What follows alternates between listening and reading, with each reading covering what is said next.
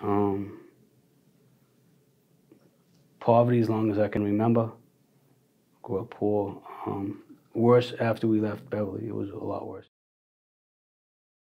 If I was my early childhood, okay, I was in 3 different schools in 2 different cities by the 3rd grade.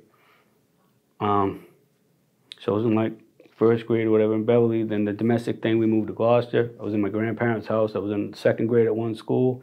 3rd grade, I was in another school in the different neighborhoods. You know what I mean? So we moved around a lot in the early parts until we basically ended up in the projects, and that's just where the rest of the life went from until my incarceration.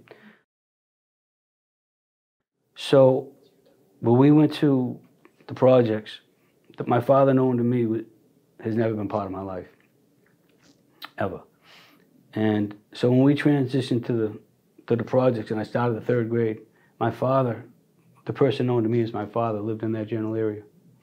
So maybe 9, I think I was 9. I was like about a 9-year-old boy, knowing that my father's walking by, to try to get that man's attention, to like, yo, hey, you know me, I'm your son or whatever, and have him just like move on by like I didn't exist. That was a pretty devastating period of my life, and I didn't realize it until many years later that the effect that amongst other things had on me. And pretty much from that point on, every single day I was kicked out of that school for behavioral problems.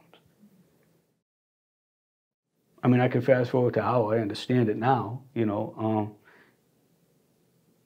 I didn't want to be there because I didn't want that interaction or that encounter with that person again, because it made me feel so less than, so unloved. And the person who was supposed to be my father just walked right on by me. So there was difficulty in that. So every day I would try to get kicked out of school, or I would get kicked out, to the point, fast forward to the 4th grade, they tried to make a deal with me, you know, $5 for every Monday through Friday you did for school. They tried to bargain with me. That didn't work out so well either. By the 5th grade, I had a teacher that wouldn't kick me out no matter what I did.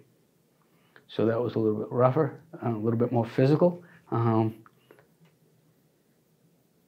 School burnt down, middle of 5th grade. We would transition to a upper grade, 6th, 7th, and like 8th grade school. So here I am hanging out with older people. It's my element. That's where I belong. That's how I feel most comfortable. By the time I got to the 8th grade, I was kicked out for the first time. Went to an alternative school for like 2 years with a bunch of delinquents, I guess.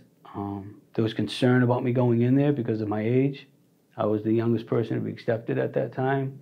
So I remember there was a big meeting, whether to accept me or not. They accepted me. I went through that for 2 years. There was no school structure. There was a lot of like outward bound type stuff. But as far as classroom stuff, there was available, but not, it was optional at best. The leniency of the schools, if you didn't want to be there, you could just leave for the day and just come back tomorrow. So yeah, I just didn't feel like being here, and there was no repercussions. So after 2 years of that, I was allowed back into high school. I was back into the public school system.